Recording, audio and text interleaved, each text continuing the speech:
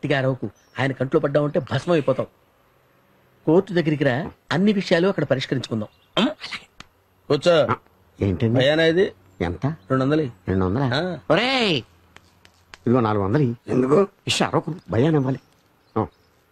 ఇదిగో నాయన, నీ 200 నువ్వు ఉంచుకో. అదేంటిది? ఈ 200 అవి ఉంచుకో. నువ్వు నడవరా. అటు కాదు, ఇటు. ఏనుగంత కేసు నిష్కారణంగా వదిలేశారు. పిచ్చిదానా, ఆ క్లయింట్ పచ్చి రౌడీ గోండా. రౌడీలు గూండాలు ఉంటేనే కదా కేసులు. అయినా వాళ్ళొచ్చింది నా కోసం, నేను చేసేదాన్ని కదా. నువ్వు ఎలా చేస్తావు? ఏ నువ్వు లాయరువి కాదు కదా. ఏ లా పరీక్ష రాయలేదు కదా. ఏ ఫీజు కట్టలేదు కదా. భలేవాడివే స్వామి, ఫీజు కట్టడానికే కదా వెళుతున్నది. చూస్తూ ఉండు, దగ్గరుండి చదివించేసి పరీక్షలు రాయించేసి పాస్ చేయించేసి లాయర్ పట్టా ఇప్పించేస్తా.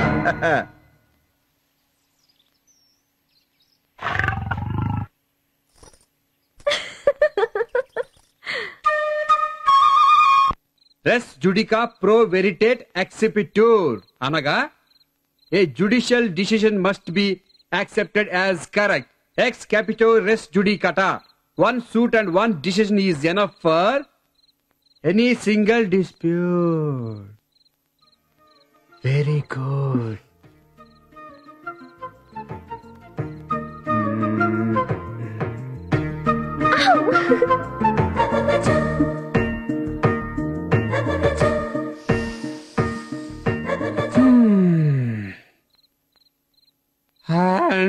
దుష్ప్రేరణ ఫలితంగా ఆ అపరాధం చేయబడినచో అట్టి దుష్ప్రేరణను బట్టి శిక్షించుటకు అభివక్త నిబంధన ఏది?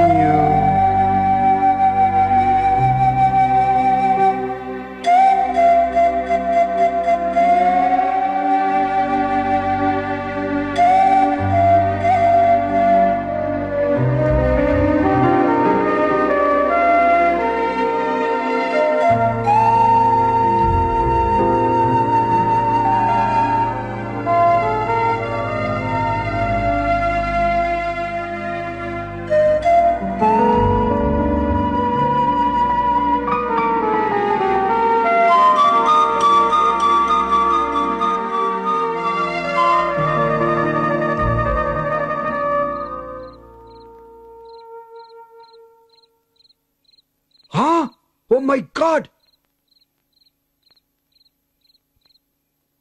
టైం 11.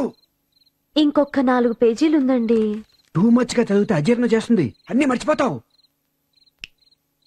తెల్లవారుజాము 4:30కి అలారం పెడతాను. పొద్దున్నే చదివితే బ్రెయిన్ కి ఎక్సలెంట్ అంటారు. ఒక్క పేజీ చదివితే 100 పేజీలు విద్యాభ్యాస్తుంది. చదువు చాలించు పంచ కళ్యాణి.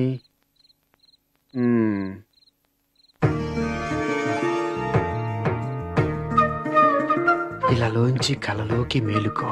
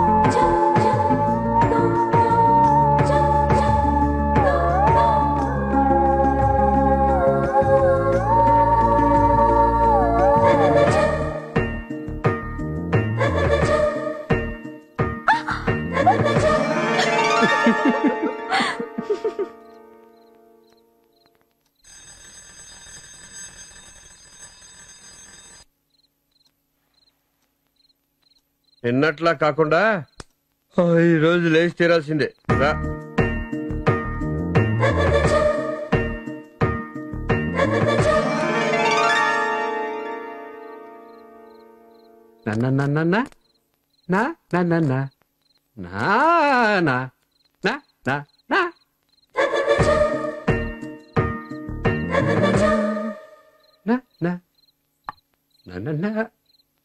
ఇదే వేషం అర్ధరాత్రి చొక్కాలాగు. ఉత్తినే సరదాకి వెరైటీగా ఉంటుందని రండి. నేను సెక్షన్ 99 దగ్గర ఆగా. రాయ్ గర్భస్రావం కలిగించుట స్త్రీ యొక్క ప్రాణమును కాపాడు నిమిత్తం సద్భావంతో కలిగింపబడినవే తప్ప ఏం రాసావు చదువు. స్త్రీ యొక్క గర్భస్రావము ప్రాణం. అబ్బెబ్బే రాంగ్, ఆల్ రాంగ్. ప్రాణము నిమిత్తము సద్భావము తప్ప ఆ స్త్రీకి అది కలిగించుట అపరాధమగును. సరిగ్గా రాశావా? ఇలా అయితే పాస్ అయినట్టే. యువర్ టైర్డ్ నా? పొద్దున్న చదువుకుందాం. అలారం పెట్టానుగా.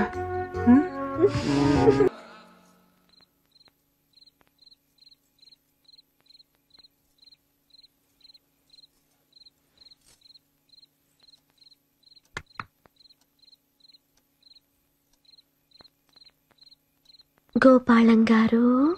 ఏం పెళ్ళాళం గారు? అలారం వద్దండి. ఎంచేతండి? ఆ తెల్లార్జాం పాఠాలు కూడా ఇప్పుడే చదివేద్దామండి.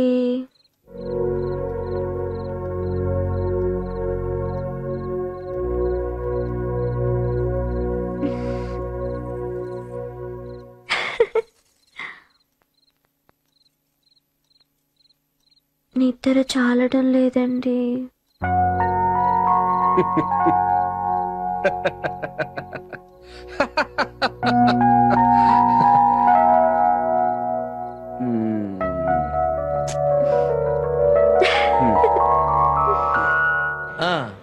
ఆ కంద కేసు అక్కడే విన్నాను. ఇంకా 100 కేసులు ఉన్నాయన్నావు. శాంపుల్ ఒకటి చెప్పు. శాంపుల్ అంటే ఏముందండి, ఈయన బామ్మర్ది కుకో, ఈయన బామ్మర్ది మందు కొట్టేసి అన్ని అబద్ధాలైన సినిమా 100 రోజులు ఆడతాను ఈయన ఆడదాని ఆయన తగాద పడ్డారండి. అన్ని అబద్ధాలే. స్ట్రైటా డబ్బింగ్? స్ట్రైటేనండి.